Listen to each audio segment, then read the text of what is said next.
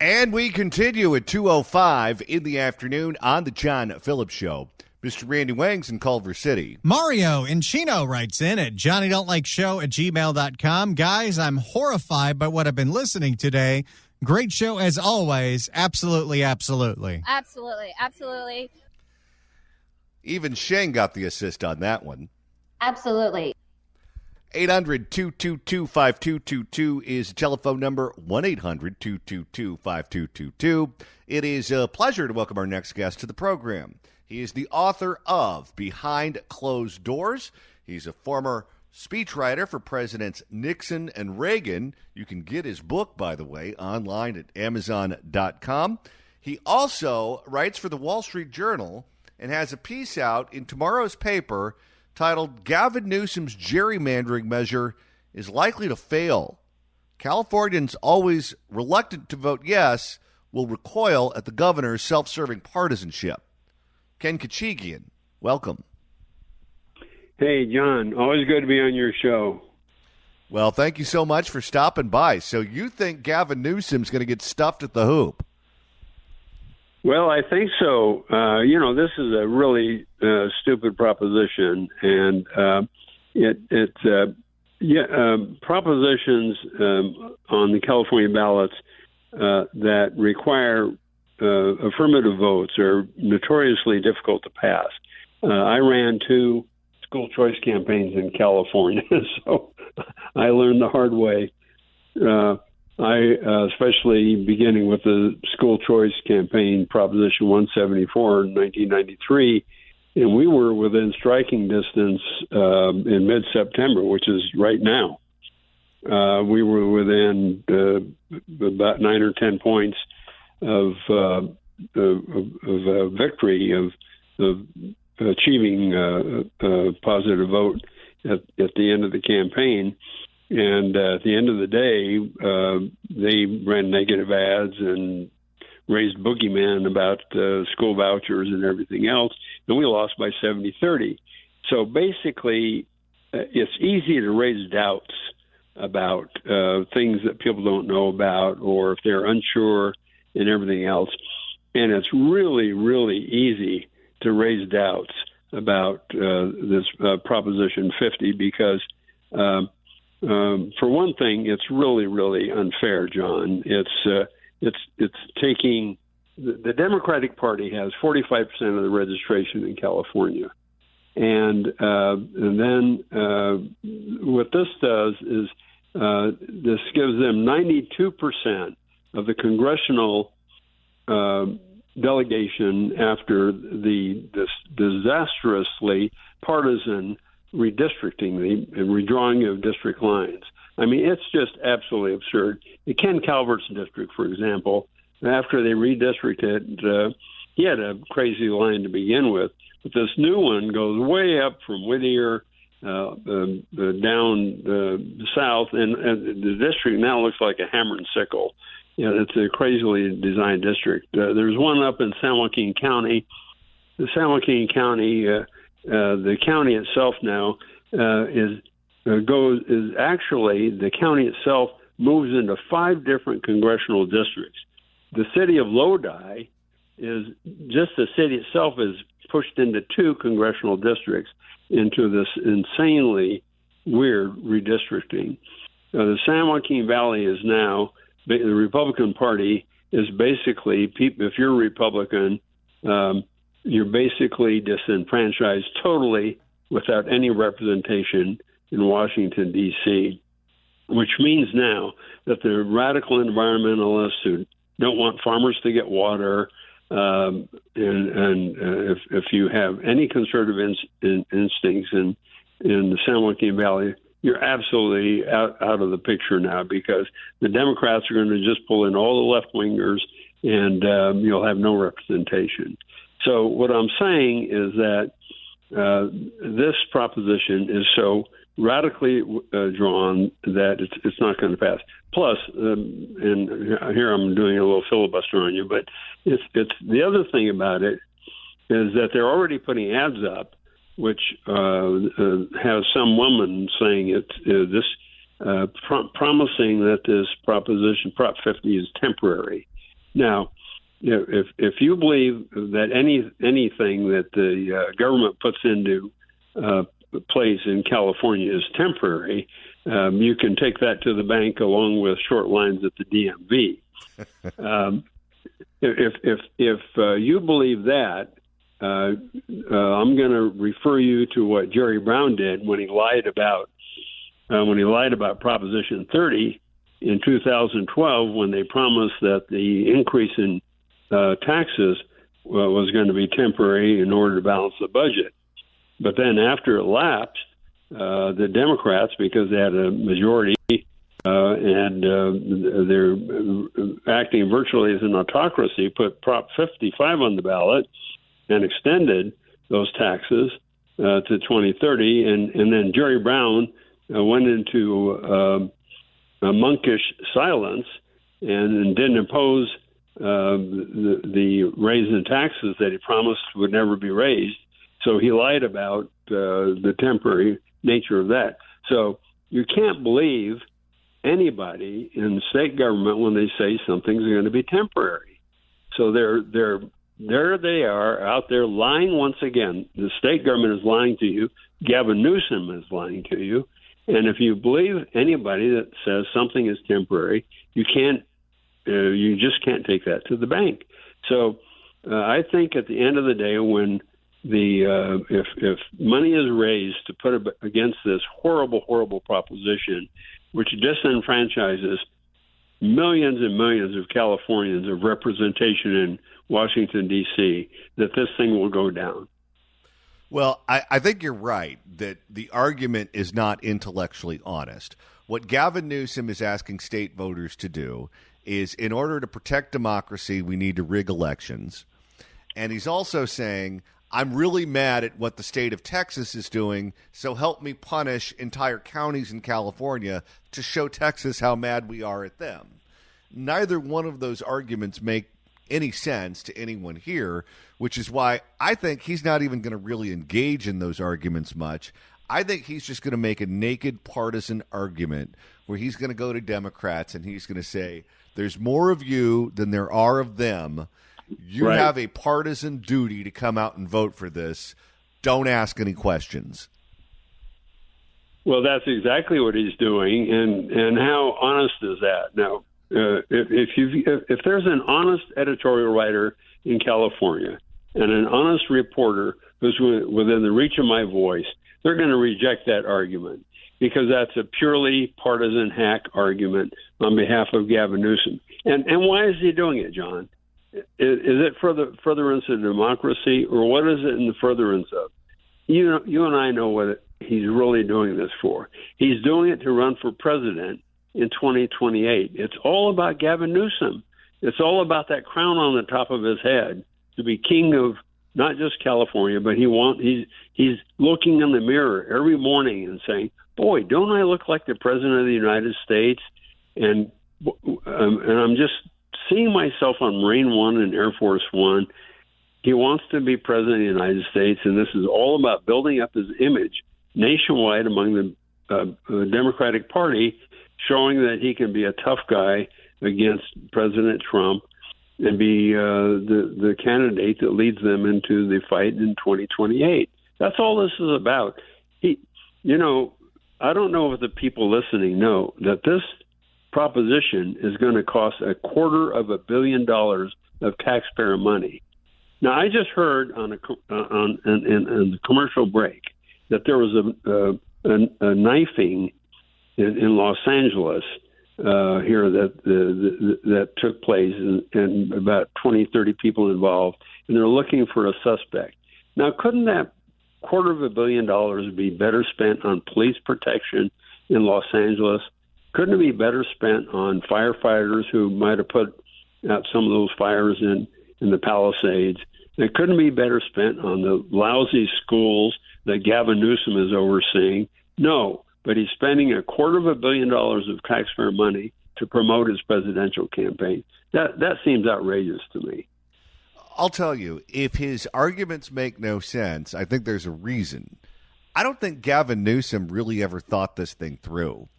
Politico had an article out saying that he got together with the California delegation, congressional delegation, and they agreed that they would do this as a bluff, but they never had any intention of actually following through with it.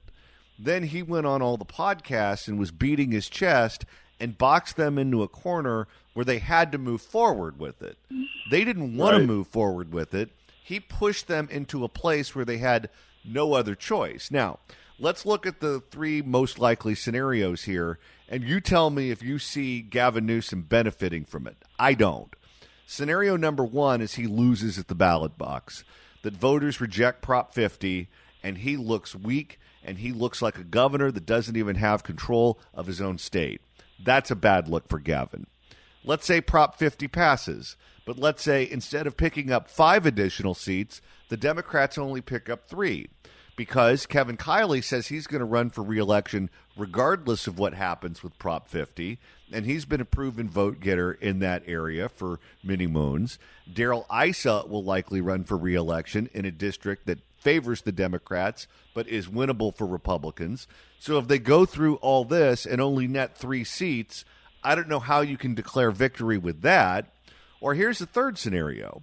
Let's say Prop 50 passes and Gavin wins all 5 seats, but Gavin doing what Gavin's doing motivates Missouri, Indiana, Florida, and other states to move forward, so the Republicans net more seats than they otherwise would have had Texas done it alone. I don't see how Gavin Newsom looks good with any of those outcomes. Well, there's a fourth scenario. All this happens, and his poll numbers go down because his opponents get motivated against him because his poll numbers start rising briefly and only temporarily in the aftermath. And so they get motivated and start attacking him and start doing opposition research. So the fourth scenario is that they're motivated to run early campaigns against him. So there's actually a fourth scenario. All 4 scenarios are correct, John. You're right. You're absolutely right. I think, he's not that smart of a politician. He's only good a politician in California because the Democrats have had such a super majority and because he's never been really challenged. Once he's challenged, he's not going to do very well. But yes, this is not going to, I think, end up very well. I measure him against when you read my book, Behind Closed Doors, in the room with Nixon, with Reagan and Nixon, you match him against the 2 political giants and presidential legends that came out of California. And whatever you think of Ronald Reagan and Richard Nixon as partisans, Gavin Newsom can't even begin to fill their shoes. And as people have read my book, and they see how these giants have come from California and left a huge imprint on America and the world. And to compare Gavin Newsom to them is impossible. What do you think Gavin Newsom is going to do rhetorically, particularly in light of what happened to Charlie Kirk last week, where he was branding himself as the Democrat who hated Republicans more than any other Democrat in the field and tried to position himself as the chief foil to Donald Trump by using that kind of incendiary language? Gavin Newsom, for all of his faults, is a traditional politician. So there are certain lines I'm sure he won't cross because politicians have been taught from the time they got involved in the business, you don't do or say certain things because it'll kill your career if you do that. There's a new crop of politicians, however, who don't care. And if Gavin Newsom was rising in the polls because he was the loudest voice in the room, but now he's sending gifts to Charlie Kirk's family and he's trying to tone himself down, at least for the time being, Ilhan Omar isn't going to do that. Jasmine Crockett isn't going to do that. Someone on the Democratic side of the aisle is willing to do and say things that Gavin Newsom is not. And if the Democratic electorate is looking for rage, someone is going to one-up him quite easily. Do you think he's going to try to compete with them when they do that? Or do you think he's going to try to tone things down? What I think about Gavin Newsom is he's never quite sure how to handle political situations, and he does what seems to work best for him in the next 24 hours or the next 48 hours or the next 72 hours, or whatever he thinks works best for him. A week from now is what he will do. If he thinks the tone of political rhetoric is going to be that he has to tone it down for a week or 10 days or 2 weeks, that's what he'll do. If 3 weeks from now or 4 weeks from now he thinks he needs to be incendiary again and do all this arm waving that he does, this weird hacking of his arms up and down, back and forth, that he's been taught by some Hollywood director, then he'll start that all over again and using foul-mouthed language so that he's seen as the tough guy of the Democratic Party. He'll reflect he's a natural chameleon. He'll reflect whatever there is that he's the aura about him. That's where he is. He doesn't stand for anything. So that's where he'll be. So I can't tell you what he'll be doing tomorrow or the next day or the week after. It's just whatever the environment will be that surrounds him that he think will suit him or will benefit him.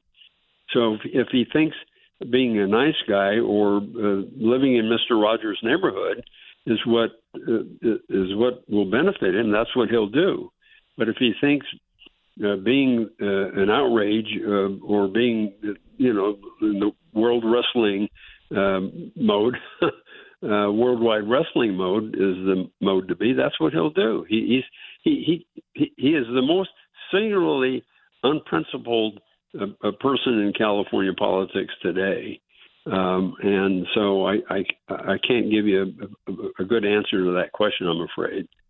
How do you think he handles Arnold Schwarzenegger? I know he said he wouldn't debate him, but Arnold says he's going to campaign up and down the state. Polls say Arnold is very popular, particularly with moderates and independents. How do you think Gavin handles him? I think I make that point in my column, which I hope people will read, because I think that was what that's the mistake Newsom made when he stirred up on this proposition, is that he poked a stick in the hornet's nest. When you create opposition to people who wanted this neutral redistricting, and when you bring you gave what he did was he gave Arnold Schwarzenegger a new mission in life. Arnold didn't have a lot to do. He had, I think he has a foundation or something. He had some other things. But now Arnold has a very public posture that he can go around the state doing something that he's extremely passionate about. And that's going to create problems because Arnold Schwarzenegger is not a partisan person. He doesn't have Republican or Democrat credentials. Even though he was a governor as a Democrat, he was never. As a Republican, he was never seen in the partisan mode. So he's a hugely credible nonpartisan face, and Newsom can't attack him because Arnold doesn't come into this as a partisan Republican claiming to protect Republican seats. Arnold's coming here to protect the notion of independent district lines, and that's a real problem for Newsom. So he can attack him, and I think if Schwarzenegger crisscrosses the state, it's very difficult for Newsom. Ken Khachigian, the author of, it's a great book if you haven't read it. It is called Behind Closed Doors, In the Room with Reagan and Nixon, and you can read them in tomorrow morning's Wall Street Journal. Ken, thanks so much for stopping by. Thanks, John. If you'd like to email the show, you can do so at johnnydon'tlikeshow@gmail.com. That's johnnydon'tlikeshow@gmail.com. And Randy, with the end of the show quickly approaching, if you want to continue listening to us after we sign off at 3, that's easy to do. All you got to do is search for The John Phillips Show wherever you get your podcasts, whether it's the Apple Podcast app, iHeart, Spotify. Search for The John Phillips Show. Hit subscribe. You could download all the episodes. You could do what George Gascon probably does to himself in the middle of the night because he doesn't have a job. Do a Google on YouTube. You can get the free KABC app. You can get the free KSFO app. So many different ways to listen to all these radio stations and download all the podcasts. We got some wobbly knees allies. Haven't heard that one in a while. In the meantime, what do you say we make a couple of listeners very happy? Well, let's do that right now. 790 KABC welcomes Megyn Kelly live with special guests Jillian Michaels, Fifth Column, and Maureen Callahan at the Honda Center on November 21st. Tickets are on sale now at megankelly.com, but right now, caller number 9 at 1-888-790-5222 gets a pair of tickets to the show. Tickets furnished by Sabretooth Touring. Good luck dialing. And Randy, coming up later this week, we're going on the road. We are. We're going back to Sherman Oaks. I don't have to leave the valley, which is probably the best part of all of this. Join us at the wonderful Pineapple Hill Saloon in Sherman Oaks on Friday, September 19th from noon to 3 for a live broadcast of The John Phillips Show. We're going to be in that beautiful outdoor patio. There's going to be great food, great drinks, and we'll have special guests like Susan Shelley from the Howard Jarvis Taxpayers Association. As the courts have made it easier to raise your taxes, come by and sign the petition to save Prop 13. That's the John Phillips Show live at Pineapple Hill in Sherman Oaks this Friday from noon to 3. And right now it's time to open up the California Crime Blotter. If the cashier is dummy. Questions? You know, Randy, it seems like every day I say, okay, we got a real strange one today. Today, we really mean it.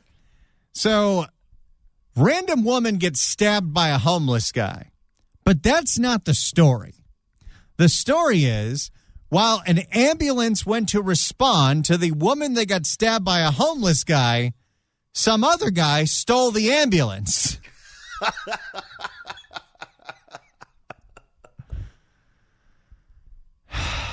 It's going to be one of those days where halfway through this story, I decide I need to start Zillow scrolling to get out of here.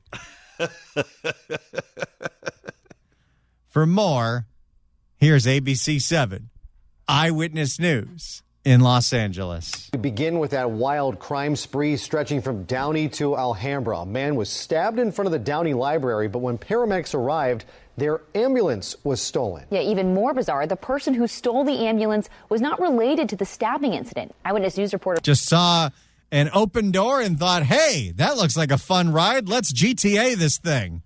So it's just complete chaos across the board. Eyewitness News reporter Tim Caputo explains how this all unfolded. Detectives have been here for the better part of 9 hours, only taking down the police tape here a little bit after 6 o'clock this evening. A brutal murder in front of the library this morning, and what happened next stunned everyone. Minutes before the down... This is how bad L.A. has gotten, where the murder isn't even the story anymore. Because it's not the most bizarre aspect of the story.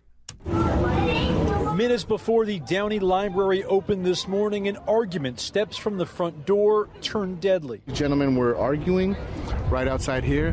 One guy pulled out a knife, a guy that had the flannel, and just started stabbing the other gentleman. The gentleman fell down, and once the gentleman fell down, he went for one more strike to the neck, and that's where the blood, that happened. Make sure you take your kids to the library. Yeah, you definitely don't want your kids seeing that before Drag Queen Story Hour. Downey police say the attack happened around 9:30 this morning. While first responders were at the scene fast, the victim did not survive. Police said the suspect, a 23-year-old homeless man, took off. How did we know? Are you trying to say you can judge a book by its cover? Well, there's only usually a certain kind of person that's wandering around a library with a knife at 9:30 in the morning. And they're not gainfully employed. Yeah, if you feel the need to bring a weapon to the library, you need to switch neighborhoods, or maybe you're a paranoid criminal. Police say the suspect, a 23-year-old homeless man, took off running, but was later caught a few hundred yards away at Downey High School, which is just on the backside of the library. As first responders tried to save the victim, another man, completely unrelated to the attack, then stole the ambulance that was parked at the scene of the crime. We can no longer have a functioning society in Los Angeles County. Okay, now I assume that this person is probably homeless and out of their mind too. But what's the impulse for stealing an ambulance? You think you're going to sell it on the black market? What's the going rate for a stolen ambulance? If I had to guess, if you're going to steal an ambulance, it's because there's some decent meds in the back that you're looking to jack. I don't know. Okay, maybe they have some basics, some painkiller, whatever, but it's not going to be Graceland. They take you to the hospital for that. And sped out of the parking lot, which happens to be shared by City Hall and Downey Police. But it ended up just kind of swerving, and it had about 12 cop cars behind it. By the time I got here to meet the kids, luckily they weren't here yet, but the scene was there. I mean, there's blood everywhere. After a 10-mile chase, that stolen ambulance crashed into several parked cars in a neighborhood in Alhambra, a bizarre and confusing sight for everyone here. But I did not know it was a car chase before, but I thought it was very odd. That ambulance still... You thought it was odd that an ambulance was being followed by several cop cars? And then hit a number of parked cars? You know, Randy, the more I think about this, the person who stole that ambulance could be doing mornings at a different radio station. At some point, we got to let that go. It was like 20 years ago. How would you like it if people never let you live down the most embarrassing thing you've ever done? Shockingly, I haven't hit a bunch of parked cars. There is that. That ambulance stealing suspect, a 52-year-old man, was also arrested. 52? Okay, that's a little long in the tooth for something as outrageous as this. Someone's trying to relive their youth. That ambulance stealing suspect, a 52-year-old man, was also arrested without incident, according to police. But by the sound of it, neighbors say he didn't go quietly. So there was incident. Yeah, why would you describe that as without incident if the guy was screaming? When I came back, he was still screaming. He's still screaming in the car, in the police SUV right now, even right now. At this point, no names. What was he screaming? This ambulance belongs to me? There's a fair amount of insanity on the streets of Downey. That's supposed to be a nice area. Not anymore. That's where they put the juvie. They have a Portos now. Go to the one in Burbank. You're less likely to get stabbed. And if you did get stabbed, I don't think someone in Burbank would steal the ambulance. It's possible. At this point, no names of anyone involved have been released, and police at this point have not released any information about that murder victim or a potential motive in this case. In Downey, Tim Caputo, ABC 7 Eyewitness News. That was the story over the weekend that made me do quite a lot of Zillow scrolling to see how quickly I can get the hell out of here and into New Mexico. Do you realize what kind of judgment you must have to think it's a good idea to steal an ambulance as someone is lying on the sidewalk bleeding to death? Do you understand what kind of horrible judgment you have to take your kids to a public library in Los Angeles County? That's true. They practically give the books away on Amazon. They have an app now where if you're a member of the library, you can get a Kindle with every book ever made for kids. You don't need to go there. Do not go there. There are public libraries you can visit in other cities, not any of the cities in Los Angeles County. Don't do it. And if you luck out and there's no violence going on at the library, you might still come across a homeless person looking at pornography on one of the computers. Might be doing more than looking. That is very true. And right now it's time to reopen the California Crime Blotter. If the cashier is dummy. Questions? Well, we're going to move on from bizarre to odd. as this one involves the wig shop. And proprietor of a wig shop in the San Gabriel area of Los Angeles County has been burglarized 10 times. At what point do you just say, all right, I cry uncle? Well, and you're wondering, because I always thought this was just a snaying, but apparently Ricardo Lara was right. People are just getting their wigs snatched. And I may be criticized and dragged through the mud for it and get my wig snatched, as the gay guys say. Well, sometimes you're prophetic when you don't even think you're being prophetic. For more, here's a report from KCAL in Los Angeles. A small business owner in San Gabriel fed up, struggling to keep the doors open to her wig shop after being hit 10 times by thieves. Our Hunter Sowers is live in San Gabriel tonight with the latest. After the 9th burglary, do you start rethinking your location? How much money could a wig shop have? Is there a black market for wigs? I don't know. Who wears them besides Moira Rose from a show whose name I can't utter on the radio? I'm starting to rewatch that. I love that show. Our Hunter Sowers is live in San Gabriel tonight with the latest incident that just happened this week. Hunters. Yeah, unfortunately, Juan, that one happening just yesterday. Again and again, this owner has been dealing with this. She says that no matter if they're putting up more security cameras or changing their safety protocols, this has all been an issue that so many businesses here in the area want to see fixed. I wonder in the last 10 years how much money they've spent on upping their security. I don't know, but I'll tell you this. If Danny DeVito shows up with hair somewhere, I'd want to know his whereabouts the last time they got hit. I like to help them, personally. Margarita Torres is in the business of beauty, both inside and out. We have human hair on against the wall. The proof is in hundreds of wigs that she has lining the store she's worked in for over 30 years. Many of her clients are suffering from diseases causing hair loss or battling cancer. Yeah, that's usually what it's for, Johnny. It's not for people looking for a new look? Occasionally, but usually it's people that lost their hair from chemo.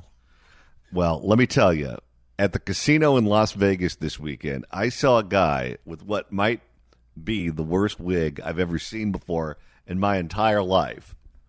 And outside of perhaps cirrhosis of the liver, he looked fine. Especially when they're going through chemo, they need more comfort. Break-ins are making her mission to help even harder. I'm not protected. I feel that we're not protected. Thieves have targeted her store nearly a dozen times in recent years, including Thursday. She wait for the moment exactly when I'm not able to see her. That's when Margarita says she slipped a wig into her bag and left. Hundreds of dollars. They're literally wig snatching. Where do you sell a stolen wig? Is that part of what goes on in the Tenderloin? We have real human hair here. Now, do you just do a one-to-one thing, or do you try to take that one wig and cut it up into smaller pieces and sell merkins? Well, okay, let's just say that what you say and what she says is right. And it's basically cancer patients that are buying these wigs. What cancer patient is going to go down to the Tenderloin to buy a stolen wig? Hundreds of dollars gone in just minutes. You feel like your hands are tight. And I'm pretty sure the police feels the same way. She says, yep. We all do. Thanks to Sacramento. She says criminals are taking advantage of a law that makes theft of less than $950 a misdemeanor. But repeated petty theft is now taking a serious toll on her bottom line. She's still recovering from a December 2024 smash and grab where thieves used crowbars to break through the storefront. Boy, these are some valuable wigs. At what point do you just say, if you're her, I'm running a wig shop here, and I don't make a lot of money. I make enough to pay my bills, but I'm not getting rich doing this. and I've been a target on 10 different occasions. It's just a cruel joke. Stealing thousands in merch. First thing comes to my mind, we're closed down. I'm closing down. I cannot put up with this anymore. She says District Attorney Nathan Hochman has vowed to help crack down on retail crime, even dropping off this decal and designating Terry's wigs. Oh, no. It's the sticker. The sticker? So Hochman is trying to do his best, but, it's still California. He came up with this campaign where if you're the repeat target of break-ins, burglaries, robberies, he gives you a sticker that you put in the front window. It says, "This business is protected by Nathan Hochman." Oh, you got to be kidding. It's like the sticker that they put up in the establishment when they sell a number of winning lotto tickets. This is a lucky retailer. It's like the sticker in front of the post office, and this is real. Just reminding people that armed robbery of a post office will lead to 20 years in federal prison. Now, here's the thought. If they want to pass out stickers to businesses that get robbed all the time and they want to save money, how about taking those stickers that we give out to the lucky lotto shops, and instead of saying it's a lucky realtor, it's a lucky retailer, we just make it say it's an unlucky retailer. I can't wait to find out where you were going with that. Even dropping off this decal and designating Terry's Wigs as a protected business, promising more resources to investigate crimes. It's sad. So here's a closer look at that decal out live here in front of this business. Margarita tells me that more agents have been assigned. What burglar that's been getting away with this forever in L.A. County is going to see Hochman's sticker and say, "Oh, we can't touch that place"? Exactly zero. To her case, but break-ins like this are simply just so hard to solve because so many are happening at such a high volume. If anybody has any information about the most recent break-in or any of these here in San Gabriel Valley, they are being asked, of course, to contact police. Reporting live in San Gabriel, Hunter Sowards, KCAL News. Hunter, thank you very much. It doesn't matter if there's a sticker. If 85% of the time you get away with a burglary, there's a certain portion of the population that's going to keep doing it over and over and over again, including at the wiggery. And these small businesses have a tough enough time as it is just getting by. When you throw in burglaries that happen as frequently as they do, I don't know how any of them stay alive. At what point, after the 9th or even 10th burglary in just a few years, do you realize that Orange County has bald people too? And they all drive convertibles. What are you going to do? All right. That's going to do it for us today, but we'll be back tomorrow at